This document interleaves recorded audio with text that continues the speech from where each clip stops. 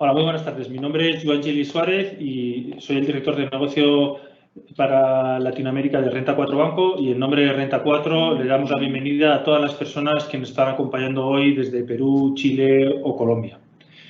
La verdad es que durante los últimos meses hemos tenido muchas peticiones para realizar una conferencia dedicada al sector tecnológico, y para eso hemos pensado que la mejor persona dentro de Renta 4 para realizarla es Luis Golderos. Luis es ingeniero de telecomunicaciones por la Universidad Politécnica de Madrid y tiene un MBA por el Wharton School de la Universidad de Pensilvania. Además, Luis es el gestor del fondo Renta 4 Megatendencias Tecnología, y previamente a su incorporación a Renta 4 en 2018 trabajó como analista de inversiones en empresas tecnológicas para el hedge fund Keystone Capital en Nueva York. Anteriormente también fue consultor de estrategia para McKinsey en Madrid. La idea del evento de hoy no es hablar del fondo que gestiona Luis Golderos, sino que él nos dé una visión sobre qué sectores y acciones tienen mayor potencial para este 2021, así como que nos explique la filosofía de inversión que utiliza para seleccionar esas oportunidades, y que nos comente también por qué la inversión en tecnología a largo plazo es una gran opción, ¿no?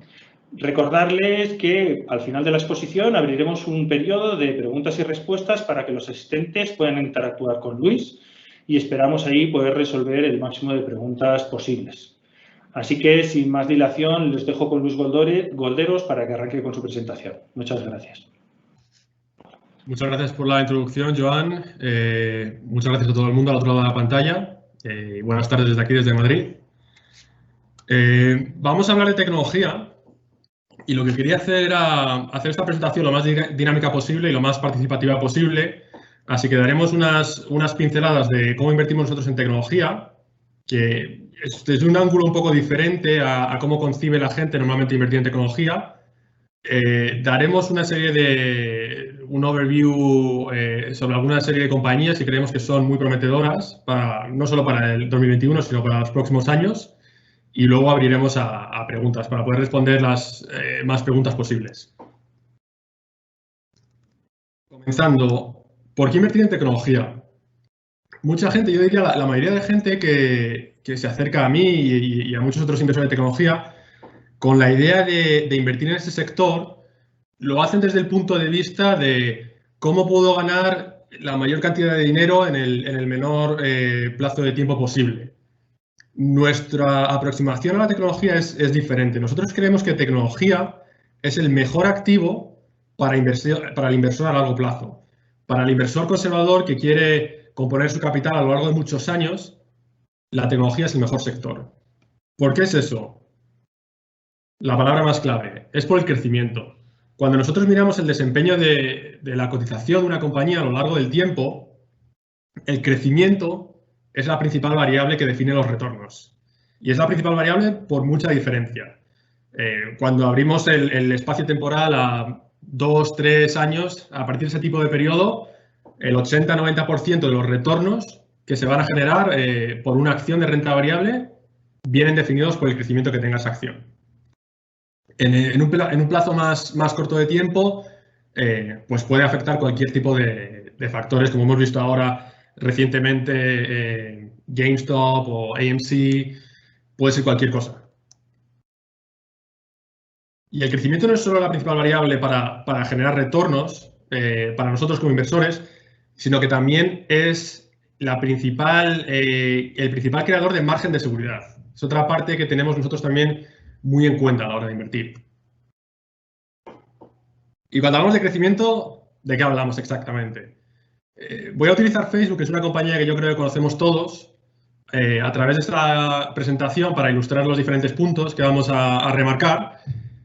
Y de primeras, ilustrando lo que es el crecimiento, aquí vemos en la última década, desde 2010 a 2020, el crecimiento de las ventas de Facebook, ¿no? Desde menos de 2.000 millones de dólares en 2010 a más de 80.000 millones. Más que multiplicar por 40 en 10 años. Como decimos, esto es lo que crea retornos para el accionista y esto es lo que te da margen de seguridad. ¿Y por qué tecnología? Recalcando, ¿por qué tecnología? La tecnología es una fuente única de crecimiento. No es la única fuente de crecimiento, pero es una fuente única. Vamos a explicar por qué es una fuente única, porque es importante entender. Son 3 características. Una de ellas es mercados infinitos. Las empresas tecnológicas suelen participar en mercados que nosotros denominamos infinitos, que teóricamente no hay nada infinito, pero son de un tamaño tan grande que nunca se llega a crecer hasta ocuparlo todo y disminuir la tasa de crecimiento. Ejemplo de Facebook, una compañía con más de 2.600 millones de usuarios, ¿no? Tradicionalmente nosotros estamos acostumbrados, cuando miramos otro tipo de industrias, una empresa de alimentación o una empresa de cualquier tipo de consumo o de energía o industrial, ¿cuántos clientes suelen tener ese tipo de compañías, ¿no? 10 millones, 100 millones. Aquí hablamos de otro orden de magnitud completamente diferente. Y no solo son 2.600 millones, sino que crecen a un ritmo bastante elevado, ¿no? En el último año, en 2020, ha incrementado el número de usuarios en 340 millones. Estos son usuarios diarios. Si miramos el mundo, en el mundo de conectados a Internet, unos 4.500, entre 4.500 y 5.000 millones. Si quitamos los 1.000 que hay de China, básicamente 2/3 de la población global, ex-China, se conectan a alguna de las propiedades de Facebook, ya sea la aplicación madre de Facebook o WhatsApp, Instagram, Facebook Messenger, lo que sea. 2/3 del mundo se conectan diariamente. Y si lo ajustáramos incluso más por gente, obviamente, gente entre 0 y 10 años, yo creo que se conecten, gente mayor, de edad avanzada tampoco, al final todo el mundo está conectado y aún así sigue creciendo. El segundo punto es escalabilidad masiva. No solo consiguen crecer en este tipo de mercados tan grandes, sino que lo hacen de una forma muy elevada, ¿no? Al final, si el mercado es grande, pero la compañía no consigue crecer a un ritmo elevado, no sirve de mucho. Crecimiento de Facebook en los últimos 10 años, como hemos visto en el gráfico, traducido a crecimiento anualizado, es un 46%. Si lo hacemos de forma lineal, es crecer 46% todos los años. Incluso en 2020, un año de pandemia, que ha sido un año negativo para la compañía, porque si bien, por un lado, la pandemia ha creado más uso de las propiedades, tiene un impacto bastante negativo por la parte de los anunciantes a la hora de gastar en publicidad. Y el tercer punto es monopolios, ¿no? Si una empresa crece muy rápido hacia un mercado muy grande, pero con unos economics que no son satisfactorios, no tiene sentido, ¿no? Al final, en los negocios hay varias reglas que son universales y son inviolables. Oferta y demanda es una de ellas. Y otra de ellas es que la cotización de las compañías a lo largo del tiempo evoluciona ligada a la creación de flujo de caja. En el ejemplo de Facebook, ¿en qué se traducen que sean monopolios?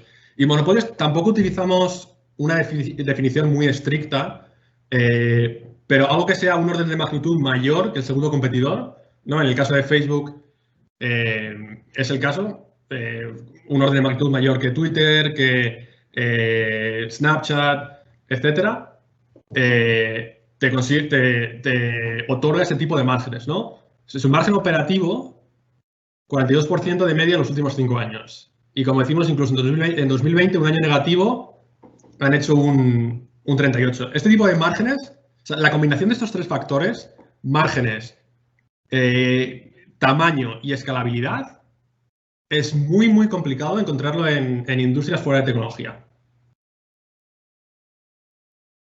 Volviendo al punto principal, como decimos, como nosotros aproximamos invertir en tecnología, es desde el punto de vista de un inversor conservador que quiere componer su capital a largo plazo. Puedo hablar de otros temas, pero nosotros por lo menos no invertimos en temas que no otorguen este tipo de características y que no tenga ese subyacente real, ¿no?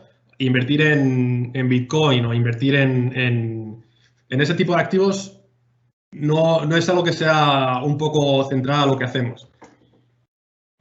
Importante junto a estas 3 características es tener en cuenta las valoraciones de entrada a las que invertimos, ¿no? Al final tienen que ser valoraciones que, haciendo un escenario optimista del futuro, nos consigan otorgar buenos retornos.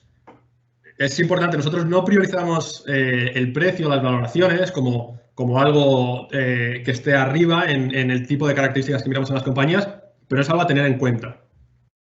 Seguro que surgen preguntas sobre Tesla, sobre otro tipo de compañías que están en este tipo de valoraciones y podemos tal vez expandirnos un poco más en ello. Y aquí, ilustración de megatendencias, ilustración también de compañías en las que estamos invertidos y que creemos que son compañías que, al igual hemos explicado con Facebook, tienen este tipo de características que hacen que sean ganadoras a medio y largo plazo. He elegido aquí tres temáticas, hay más. Estas tres temáticas son reales y son accionables hoy en día. Hay otra serie de temáticas que yo creo que están un poco más adelantadas a lo que son la realidad, ¿no? Y yo creo que hay varios ejemplos, ¿no? Por ejemplo, temas de conducción autónoma, ¿no? Hay muchas compañías cotizadas que hacen sensores, LiDAR o cualquier tipo de software. Y nosotros creemos que eso es algo que va a llegar, pero yo creo que un poco la percepción de los inversores está muy adelantada a lo que es la realidad. Y me acuerdo de visitar el año pasado, visitando China, visité las oficinas de Baidu. Baidu es una especie de Google chino y es, yo creo, de las compañías de China más avanzadas a la hora de conducción autónoma. Y de hecho, si vemos la cotización de Baidu, lo que ha pasado en los últimos 6 meses ha sido una reacción total a poner un poco en valor este tipo de conducción autónoma junto con conducción de vehículos eléctricos. Y lo que es interesante de la anécdota es en las oficinas de Baidu, a las afueras, tienen sus coches autónomos, se llaman Apollo, y cualquiera se puede subir. Te subes al coche autónomo y te da una vuelta alrededor del edificio. Entonces no tenían licencia para operar en Pekín, que es donde están las oficinas, así que te llevaban por el campus, es un campus grande. Pues fue montarse en el coche, giraba un poco la esquina del edificio y a la que había una furgoneta un poco mal aparcada, el coche no sabía lo que hacer. Entonces, Joan decía, yo estudié ingeniería de telecomunicaciones, ese tipo de tecnología de coger un coche y que gire una esquina no es complejo. Lo que es muy complejo es lo otro, poder reaccionar a ese tipo de eventos. Entonces, ese tipo de megatendencias podemos hablar más en detalle, pero creemos que están bastante adelantadas a lo que es la realidad. De la misma forma que impresión en 3D estaba adelantada a la realidad hace 5 años.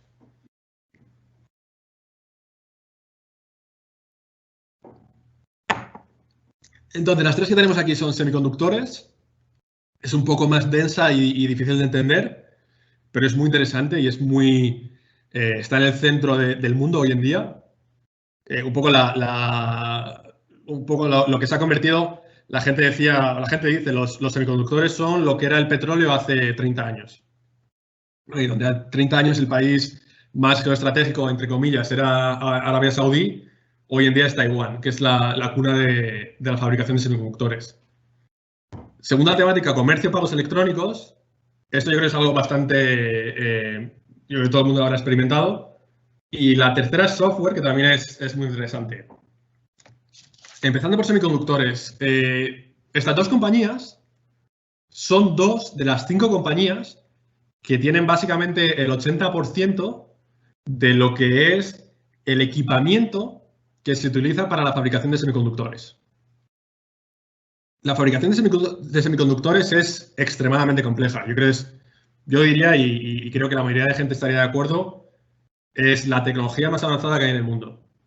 Es básicamente, se centra en la fabricación de un transistor, que es la base de los semiconductores, y no solo es la base de los semiconductores, sino que para mí es la base del progreso humano en los últimos 60 años. O sea, si no hubiera este tipo de compañías, ASML, que cotiza en Holanda, aunque también tiene una ADR en Estados Unidos, o Lam Research, que es una compañía americana, si no hubiera este tipo de compañías, no tendríamos iPhones, no tendríamos ordenadores, no tendríamos Internet, etc. Y la tesis es muy fácil de entender. La tesis es, al final, todo lo que es electrónica, lo que tiene por debajo es poder de computación, ¿no? Es procesador. Cuando compramos un Intel, pues, y tenemos que elegir, oye, un i5, un i7, un i9, es ese tipo de procesador. Lo que está compuesto de transistores que se fabrican con estas máquinas. La idea es la siguiente. Si miramos un chip del nuevo iPhone, por ejemplo, del iPhone 12, ese chip, que es de menos de 100 milímetros cuadrados, tiene más de 11.000 millones de transistores. Eso viene a ser unos 130 millones de transistores por milímetro cuadrado. O sea, si cogemos una regla y miramos 1 milímetro por 1 milímetro, es un tamaño ridículo. Y poder meter ahí 130 millones de transistores requiere una tecnología brutal. Y el nivel de escala al que se trabaja con este tipo de máquinas no es el milímetro ni el micrómetro, es el nanómetro. O sea, es 1 millón de veces más pequeño que un milímetro. Ese es el tipo de precisión que tienen estas máquinas. ¿Y cuál es la megatendencia que está empujando a esas dos compañías? La megatendencia viene de dos partes. Una de ellas es la demanda final. Sobre todo con el nacimiento de la inteligencia artificial, ¿no? Cuando la gente dice, oye, la inteligencia artificial va a cambiar el mundo, realmente la base de la inteligencia artificial son los semiconductores, es el poder de computación. No es los algoritmos que desarrollan los matemáticos o los estadísticos. No es tanto el tener gran cantidad de datos, que también. Lo más importante son los semiconductores. Sin semiconductores no habría inteligencia artificial. Entonces, desde esa base de incremento de demanda, lo que está ocurriendo es que una ley que hasta hace poco hacía que el hacer esos transistores cada vez más pequeños fuera muy fácil, que es la ley de Moore, básicamente consistía en, si tenías un transistor de 2 dimensiones, venía a decir que éramos capaces de básicamente reducir cada una de las dimensiones un 30%. Reduces cada una de las dimensiones un 30%, quiere decir que ahora cada dimensión es 0,7 veces la anterior y el área es 0,7 al cuadrado, es la mitad, ¿no?, de la anterior. Es decir, donde antes en un espacio te cabían X, a los 2 años te caben 2X. Y eso tiene un impacto sobre mejor consumo de potencia, mayor capacidad de computación, más rápido, etc.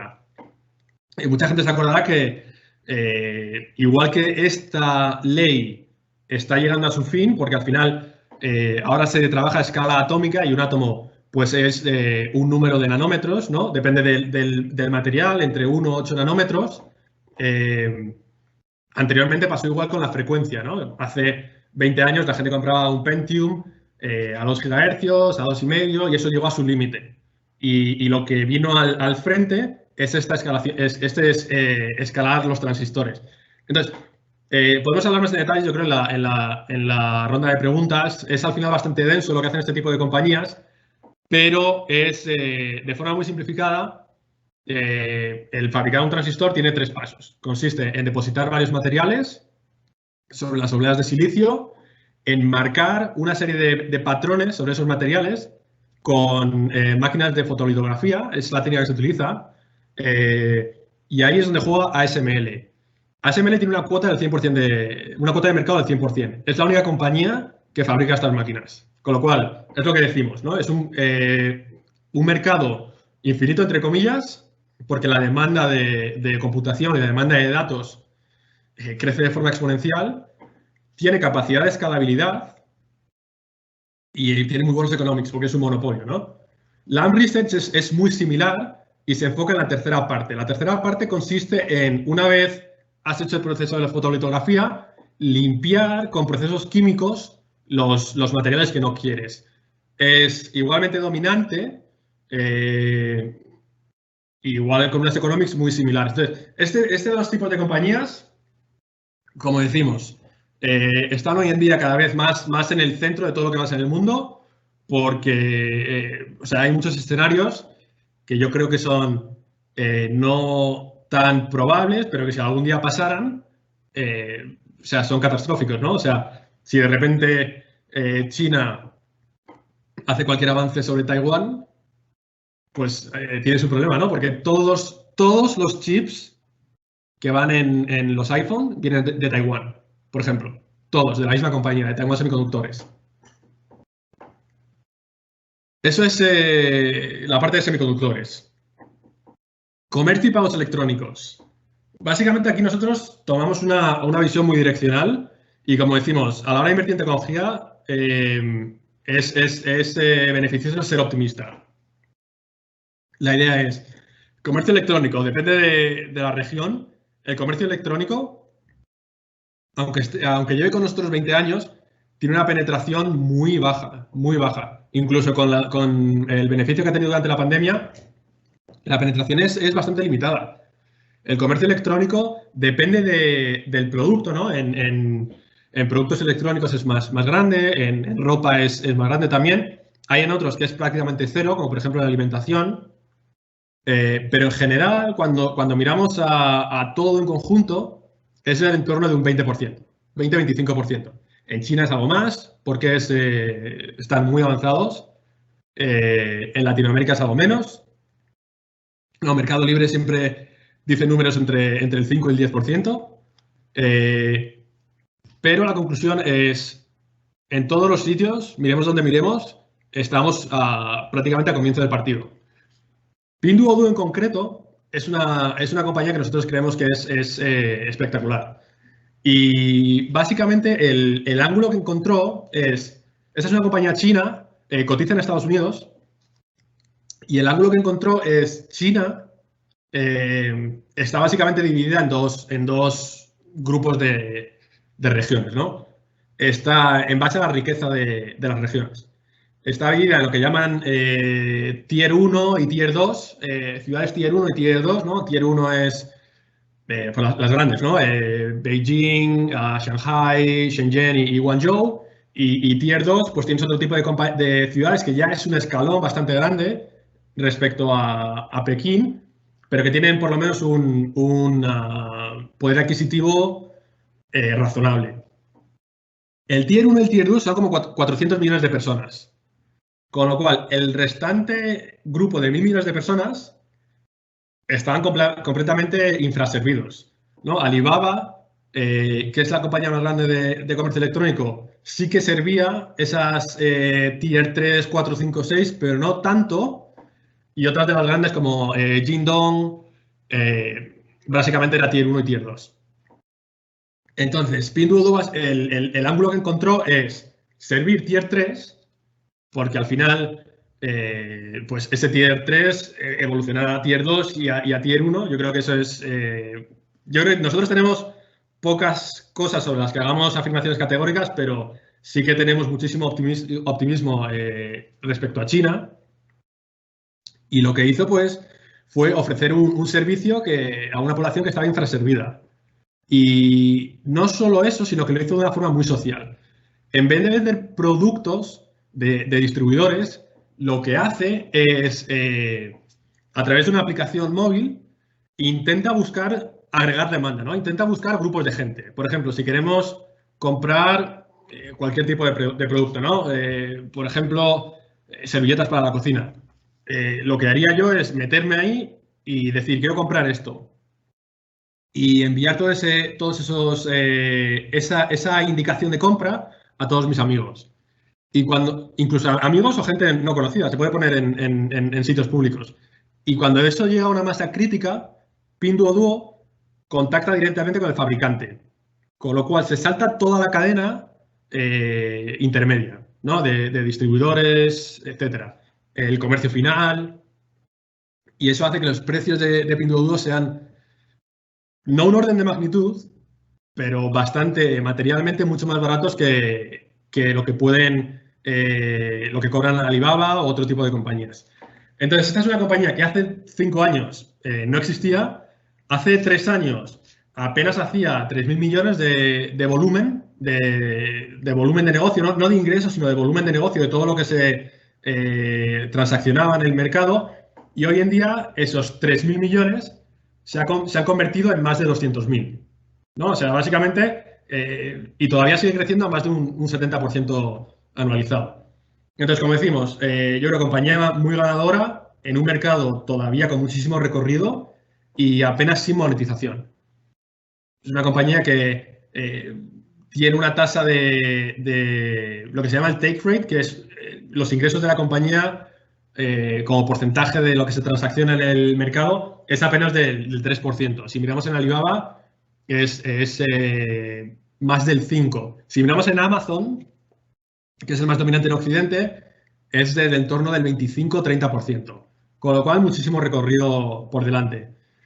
Adyen es similar, pero en otro punto de la cadena de valor.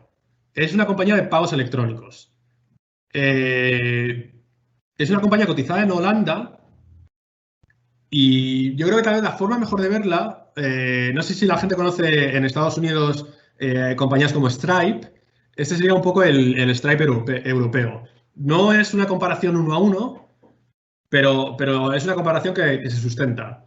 ¿Y qué es lo que aporta Adyen, ¿no? Al final, cuando nosotros compramos online, pues ¿qué queremos, ¿no? Queremos que la transacción se efectúe, queremos que la transacción se efectúe en el menor plazo de tiempo. Eso es lo que queremos nosotros y eso es lo que quiere el comerciante.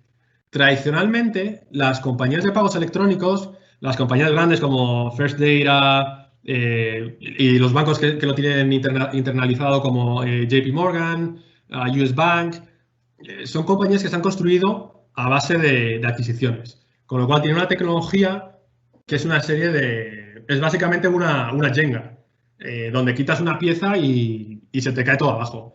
Entonces tienen tasas de conversión y tiempos de conversión deficientes comparados con lo que ofrece Adyen. Eso hace que este tipo de mercado, donde hay una solución que es mejor y donde hay una solución mucho más eficiente, con lo cual Adyen puede cobrar más barato a los vendedores, hace que se lo lleve todo, ¿no? De la misma forma que Google se llevó todo el mercado de búsqueda, pues Adyen se lleva todo el mercado de pagos. Y lo vemos en todo tipo de regiones y con todo tipo de clientes. Alibaba en Europa y en Europa, opera con Adyen. eBay en Estados Unidos quitó a PayPal, está quitando a PayPal para poner a Adyen. Mercari, que es una empresa de comercio electrónico japonés en Estados Unidos, opera con Adyen.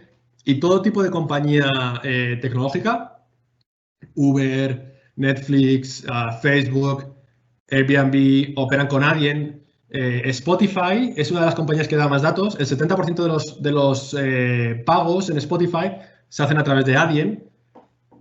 Entonces, desde ese punto de vista, tanto Pinduoduo como Adyen, y como decimos, siendo optimistas, y yo creo que es algo real, y es que no sabemos en qué plazo de tiempo, pero comercio electrónico, como decíamos, penetración 20 y poco %, creemos que en un plazo de tiempo 100% tal vez es muy categórico decirlo, pero en torno a este tipo de números es donde va a llegar, a madurar, y pagos electrónicos igual. La penetración de pagos electrónicos hoy en el mundo es del 50%.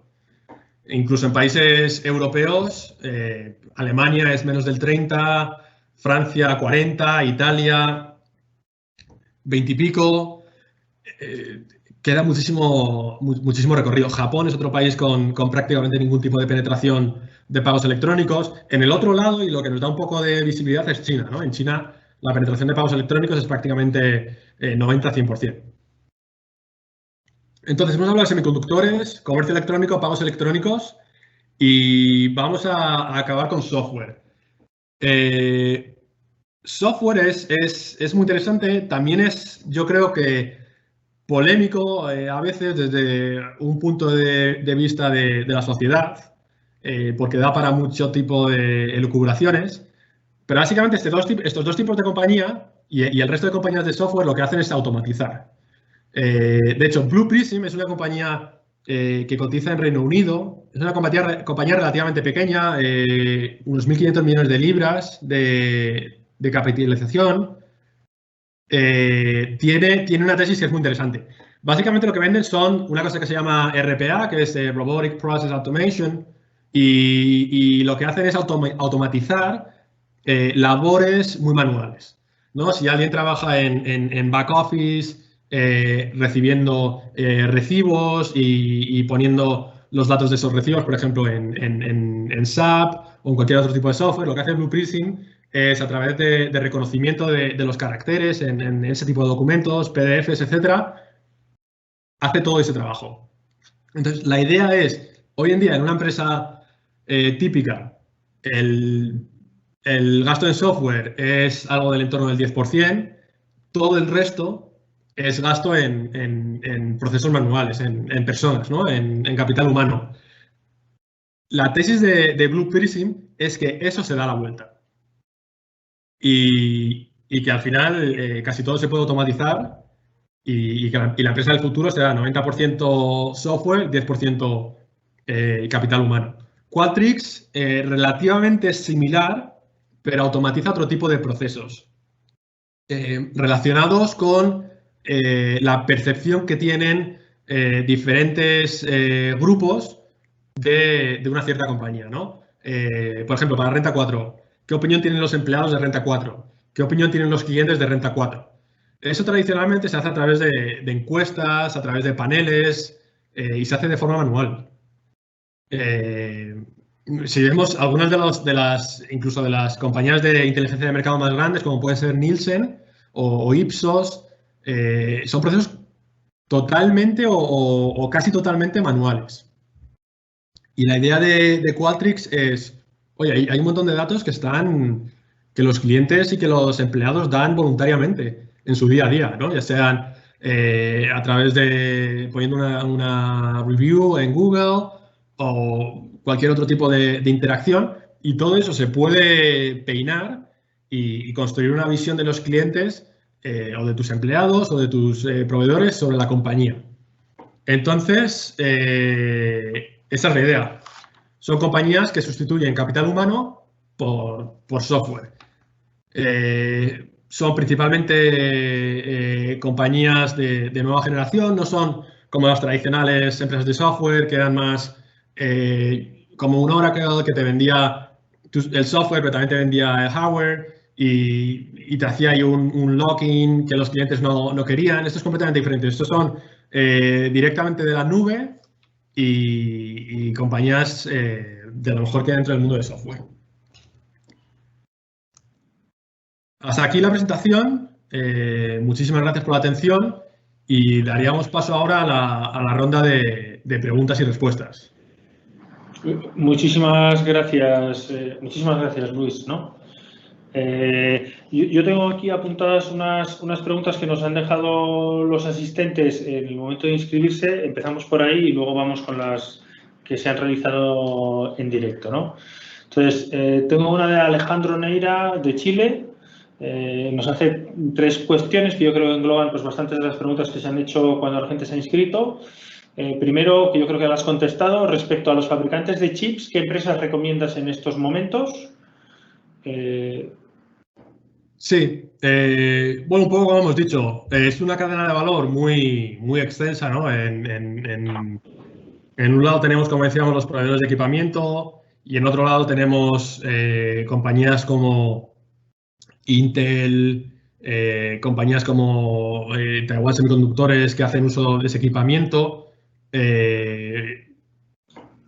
La idea aquí, por lo que elegimos los fabricantes de equipamiento, es porque nosotros siempre buscamos los nodos de valor en la cadena de valor que sean lo más monopolístico posible y que puedan capturar la mayor parte de valor. Si inviertes en Intel, estás sujeto a muchísima intensidad competitiva. Si inviertes en AMD, igual. Si inviertes en Taiwan Semi, igual, por parte de Samsung. Si inviertes en empresas de memoria, prácticamente igual, ¿no?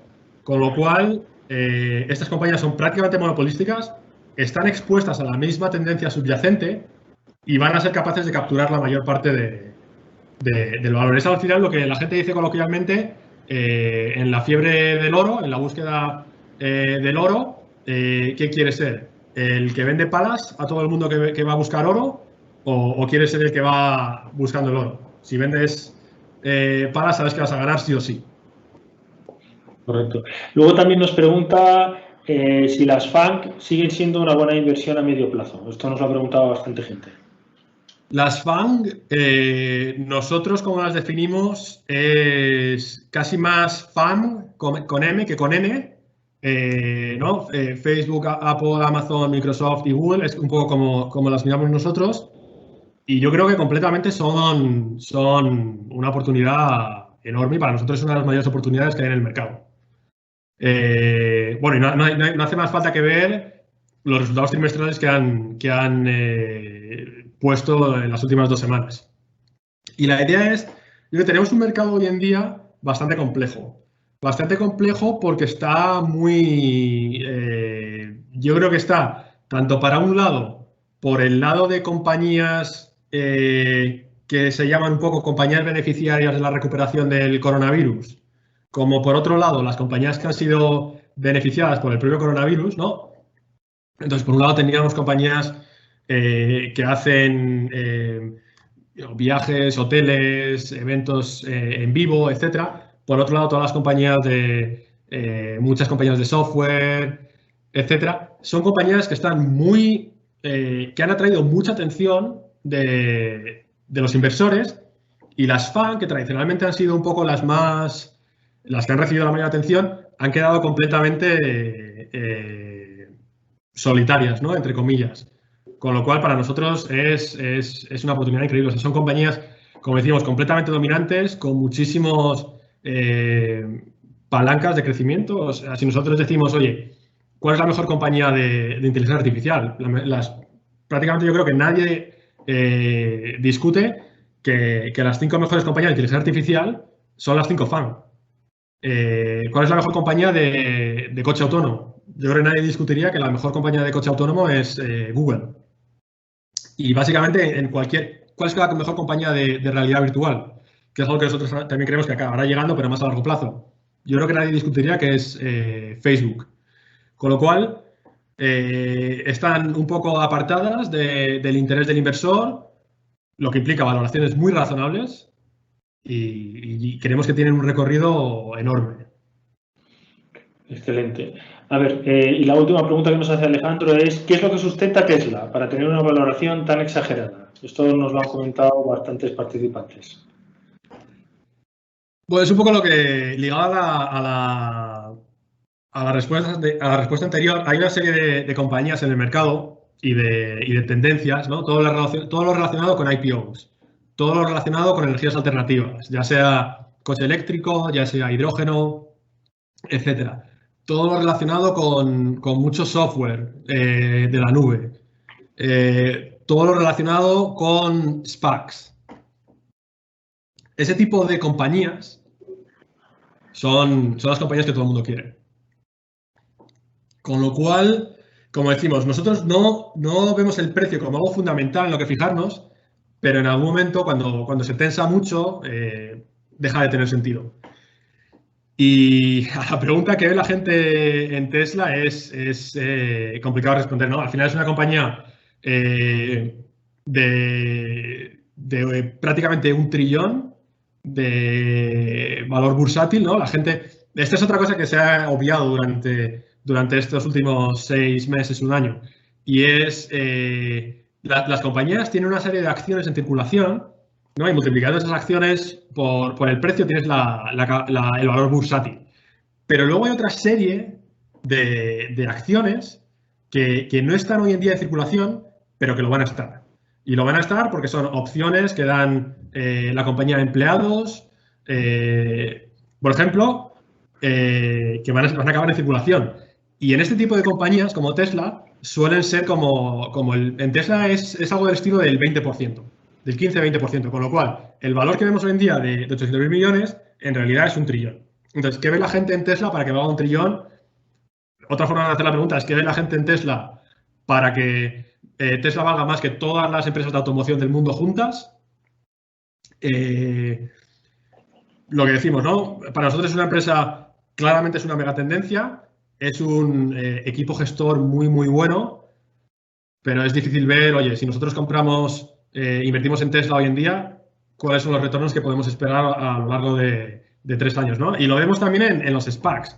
En los SPACs hay una serie de compañías de coche eléctrico que básicamente son un PowerPoint, no fabrican ningún coche, no esperan tener ingresos hasta 2023 o 2024 y tienen valoraciones de miles de millones. Y como esas hay varias. De hecho, este número no lo tengo en la cabeza, pero seguramente si sumamos el valor de esas compañías de coches eléctricos que están hoy en día en forma de SPACs, seguramente sea más grande que si juntamos Ford y General Motors. No, ejemplo de compañía como Nikola, donde son PowerPoints y no tienen nada. Entonces, ¿qué ve la gente? Complicado decirlo. Complicado, entendido. Sebastián Acosta de Chile nos pregunta qué opinión tienen de las carteras ETF ARK Invest en Tecnología. Ok. Ha habido como 4 o 5 personas que nos han preguntado por este tipo de ETFs. Yo ya sé que eres gestor de fondos y no seleccionas ETFs ni nada, ¿no? Sí, es difícil responderla, porque tampoco no dedicamos mucho tiempo a mirar ETFs, más a mirar compañías. Por ejemplo, las compañías que hemos explicado ahora, mirar una SML, Lam Research, son esfuerzos que al final llevan meses de trabajo. En cuanto a ARK, conocemos a ARK porque ha sido muy disruptor y además es muy público, ¿no? Yo creo que cualquiera que quiera aprender de ARK tiene newsletters que mandan con mucha frecuencia, ponen todo su research, lo distribuyen, o gran parte de research importante. Y la fundadora, Cathy Wood, también es muy pública. Entonces, han tenido unos retornos, yo creo que espectaculares, y eso no se lo puede quitar nadie. Con lo cual, yo no podría decir que es una mala inversión.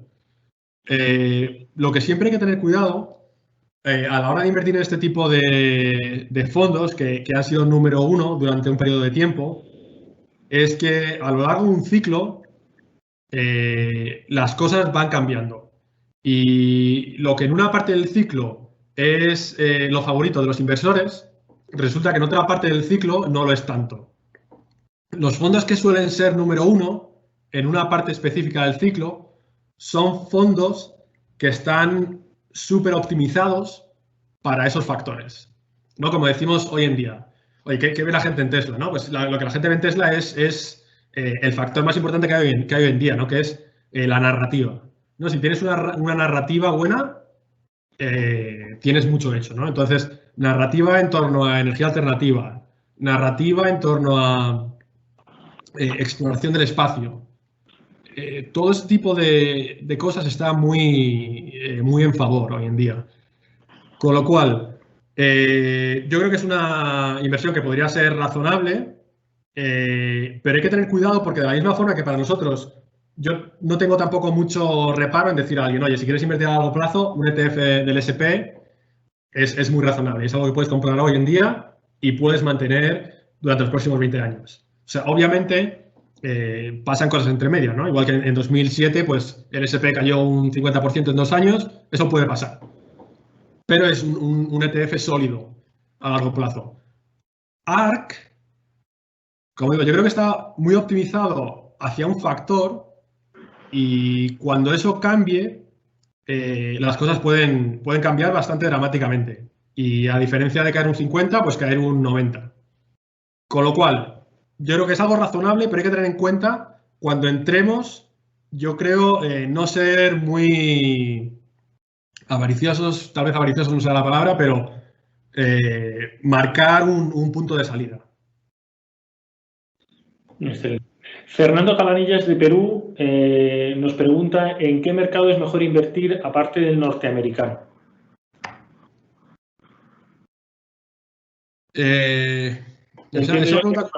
Del sector tecnológico, ¿no? Porque al final Europa sí que se ha quedado un poco descolgado, ¿no? Con los rallies de los últimos años, sí. No ha tenido campeones digitales, ¿no? Entonces, Europa tiene algunas cosas, pero no tiene mucho. Nosotros, yo creo que vemos dos mercados completamente dominantes y donde la tecnología va a dominar. Uno es Estados Unidos, el otro es China. Entonces, yo miraría en torno a esos dos tipos de direcciones, Estados Unidos y China. Vale. Luego Carolina Lozano, que esto ha habido varias personas que también nos han comentado. Bueno, la tecnología ha presentado un alza importante, aún existe recorrido, hay bastantes preguntas un poquito indicando de si estamos en una burbuja o la opinión que tiene sobre las valoraciones actuales de mercado tecnológico, ¿no? Principalmente en Nasdaq. Sí, yo un poco en línea lo que decíamos antes, yo creo que es un mercado bastante polarizado, donde por un lado hay cosas que es difícil encontrarle sentido, no solo ya lo que decíamos hoy, un GameStop o AMC con lo que ha pasado en las últimas semanas, pero empresas que son empresas reales, como decíamos, oye, Tesla, etcétera. Yo creo que ahí es difícil encontrar cosas que a medio y largo plazo puedan generar nuevos retornos, porque al final lo que decimos, ¿no? O sea, al final, oferta y demanda, el valor de una compañía va paralelo a los flujos de caja, son leyes como es la ley de la gravedad. No te puedes escapar a medio y largo plazo. Entonces, hay partes que están complicadas y donde nosotros tenemos muy poca, prestamos atención, pero tenemos muy poco invertido. Luego hay otra serie de compañías, FAANG entre ellas, pero muchas compañías de tecnología más tradicional, donde las oportunidades yo creo que son muy amplias. O sea, hay compañías más allá de las FAANG como Salesforce, Visa, Mastercard, que tienen valoraciones muy razonables y que son completamente dominantes. Entonces, hay que ser selectivo. De forma subyacente, como decíamos, la tecnología yo creo que es imparable, ¿no? Entonces, si nosotros creemos, y desde luego nosotros sí que creemos, que el mundo dentro de 10 años y dentro de 20 años va a ser muchísimo más tecnológico que hoy es en día, las oportunidades de crecimiento son, yo creo que son enormes, y las oportunidades de invertir también. Vale. Teniendo en cuenta, hay que tener en cuenta, solo recalcar, porque yo creo que es importante, porque al final son los ahorros de la gente, hay que ser selectivo y no hay que dejarse llevar por las emociones y por la codicia. Correcto. Hay bastantes preguntas personas que nos están comentando si nos puedes facilitar los mnemotécnicos de las empresas chinas de las que has hablado. Sobre todo de la empresa que estaba de color rojo el símbolo, porque, pues bueno, pues para poder invertir en ella, sí. Si les puedes dar las siglas de por dónde podrían invertir ahí. Sí, la empresa china que hemos hablado se llama Pinduoduo y el ticker cotiza en Estados Unidos es PDD. O sea, Pamplona, Dinamarca. Sí. Correcto. Bueno, muchas gracias. Luego, Manuel nos está preguntando si podemos hablar de alguna empresa relacionada con el mundo del 5G. Si tenemos ahí alguna opinión. Sí. Nosotros como vemos el 5G, y es algo a lo que no hemos dado tanto peso a la hora de invertir, vemos el 5G, sí que es una tecnología real, que es superior al 4G, pero es básicamente un reemplazo, y es un reemplazo que tiene que ser llevado a cabo por una serie de compañías que están un poco contra las cuerdas, ¿no? Están medio groguis y es complejo. O sea, cuando tú eres un vendedor, yo creo que los más conocidos, eres Nokia o eres Ericsson o eres Qualcomm, y tienes que vender a compañías que prácticamente generan cero retorno sobre sus inversiones y están extremadamente apalancadas, tienes un problema. Con lo cual hemos sido muy selectivos. Si alguien quiere mirar más en detalle este tipo de compañía, le gusta hacer análisis, nosotros, mirando bastante en el tema, la compañía más importante que hemos encontrado, sobre la que podemos generar más retornos, es una empresa francesa que se llama Soitec. Entonces, básicamente, esta compañía, Soitec es S-O-I-T-E-C.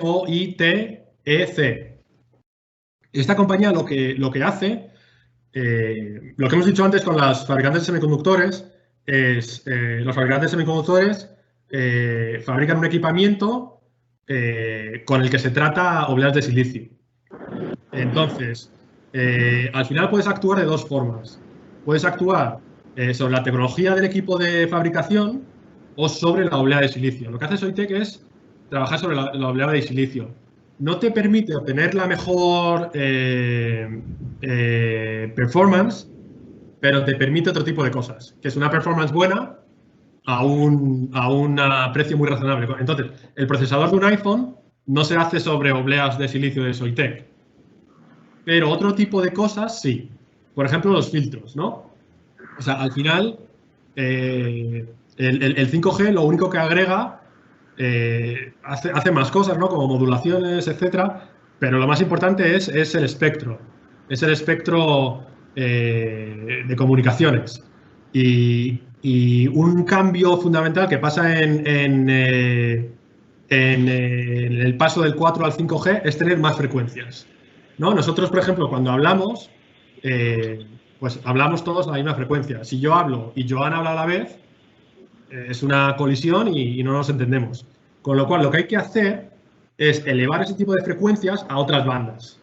Y eso se hace con una serie de dispositivos, con moduladores y con filtros. Y ahí es donde entra Soitec, ¿no? Si en un 4G tienes X filtros y X moduladores, en 5G tienes 2X o 3X.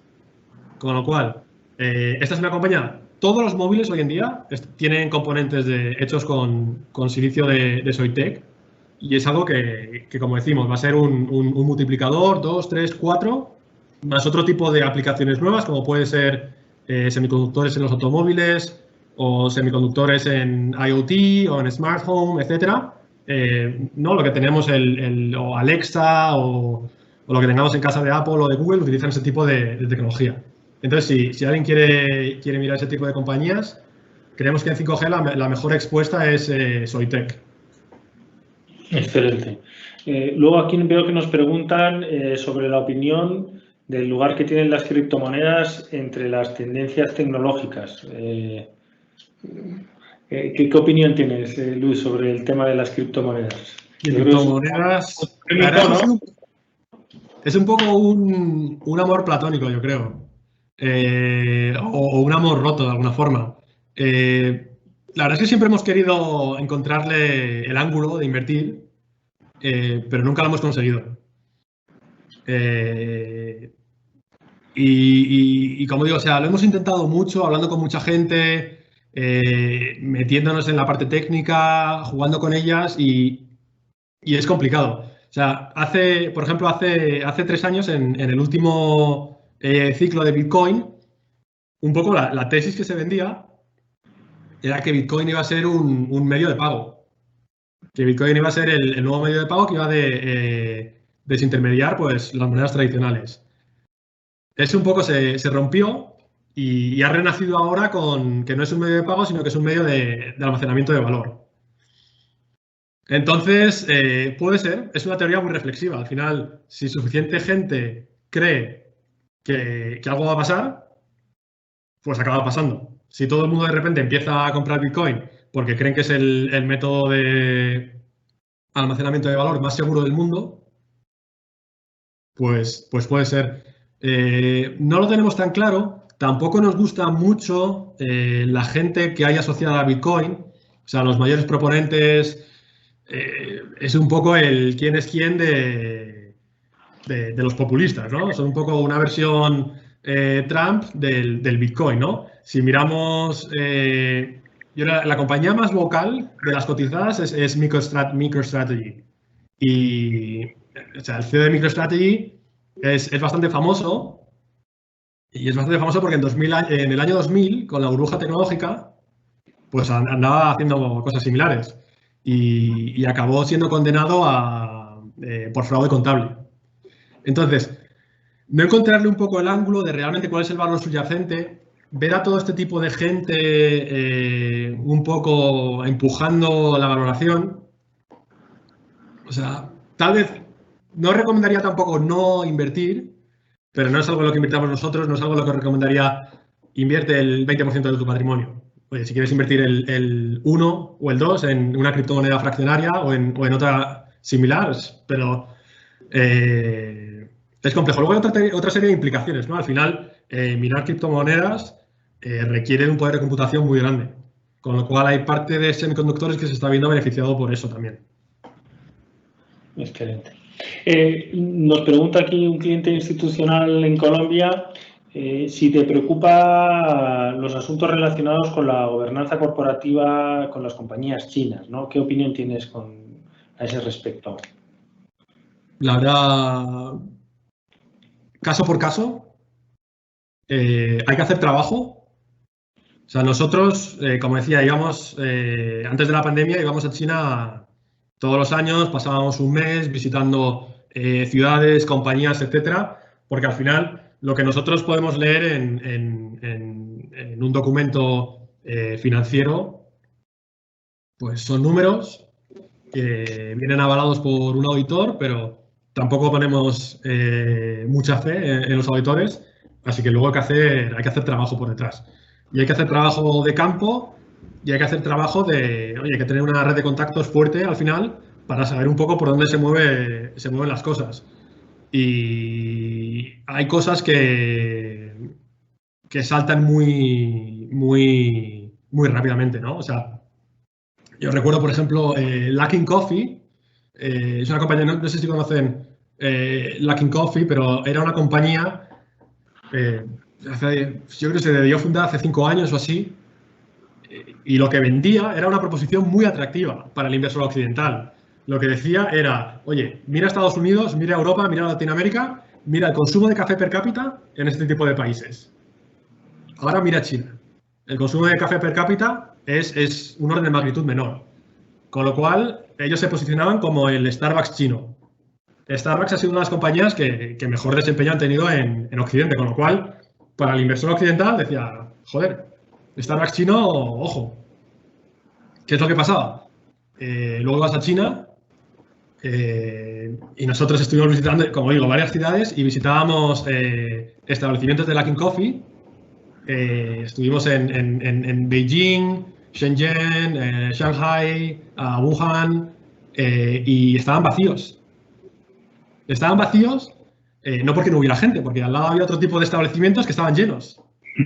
Y la otra parte que vendían, que era la parte de envío a domicilio, que es algo que es muy popular. Bueno, en Latinoamérica es muy popular por Rappi. En China es muy popular por Meituan y por Ele.me. La realidad es que salías a la calle y veías cientos de motos de Meituan y de Ele.me y yo solo vi una de Luckin Coffee. Entonces decía, joder, qué raro, ¿no? Crecen tan rápido, tienen números tan buenos, pero luego no hay consumidores. Entonces, es ese tipo de cosas que al final te hace decir, oye, para otro lado. Una pregunta mía. Ahora que estabas comentando sobre Latinoamérica, ¿no? ¿Hay alguna empresa latinoamericana que te llame la atención dentro del sector tecnológico? Yo ya sé que en la región pues no nos destacamos en ese aspecto, ¿no? Pero yo diría que, o sea, yo sí que tengo muchísima fe en Latinoamérica, tanto por la capacidad de evolución como por la capacidad de ejecutar esa evolución o ese potencial, ¿no? O sea, yo me acuerdo viviendo, cuando estaba en McKinsey trabajé en África durante un tiempo y también hay mucho potencial, pero no hay esa capacidad de ejecutar sobre ese potencial. Yo creo que Latinoamérica es muy diferente y sí que se puede ejecutar. Rappi es una de ellas. Yo creo que Rappi va a estar en el mercado en nada. Si no es 2021, pero va a estar ya y yo creo que es algo muy interesante. Y cotizadas, la verdad es que no es un poco nuestro área de expertise. Pasamos casi todo el tiempo entre China, Estados Unidos y Europa. Y en Latinoamérica conocemos algunas cosas más de alto nivel. Mercado Libre o Stone o PagSeguro en Brasil. donde un poco puedes imaginar ese tipo de temáticas, ¿no? De, oye, penetración del comercio electrónico en Latinoamérica de entre el 5 y el 10 evolucione igual que ha evolucionado el resto del mundo, lo juntas con un equipo con gran capacidad de ejecución, como es el equipo de Mercado Libre, y PagSeguro Stone es un poco una historia bastante similar en Brasil. Con lo cual, es un poco más indicaciones direccionales, más que decirte, oye, tengo completa confianza en este tipo de compañías, sería mentirte, pero direccionalmente yo creo que sí hay cosas interesantes. Y de hecho yo creo que Latinoamérica va a estar por delante de Europa en empresas de tecnología desde el punto de vista de un inversor en empresas cotizadas. En nada. Excelente. Bueno, yo creo que ya llevamos una hora de conferencia y aunque, bueno, pues queda alguna pregunta ahí en el tintero, sí que te emplazaríamos a ver si podemos contar con tu presencia de caras a final de año en un evento similar, dado que, pues bueno, pues en esta vez se han apuntado más de 1000 personas distintas, ¿no? También comentar que en Perú y en Chile pues vamos a empezar a implementar algo que ya está en Renta 4 Banco, que son las carteras millennials, que al final son listados de diferentes tipos de megatendencias en las que se hacen unas recomendaciones de unas acciones particulares y esas carteras pues las elabora Luis Bolderos, ¿no? Entonces yo creo que ese desarrollo pues lo vamos a tener durante el año y va a ser muy interesante, ¿no? Pues puede ser que para entonces pues podamos contar contigo otra vez y nos vuelvas pues a hablar de cómo ves el mercado para caras a final de 2021 o 2022. ¿De acuerdo? Pues muchísimas gracias otra vez y esperamos contar contigo durante la segunda parte del año. Muchas gracias, Joan, y muchas gracias a todo el mundo que se ha conectado. Un saludo.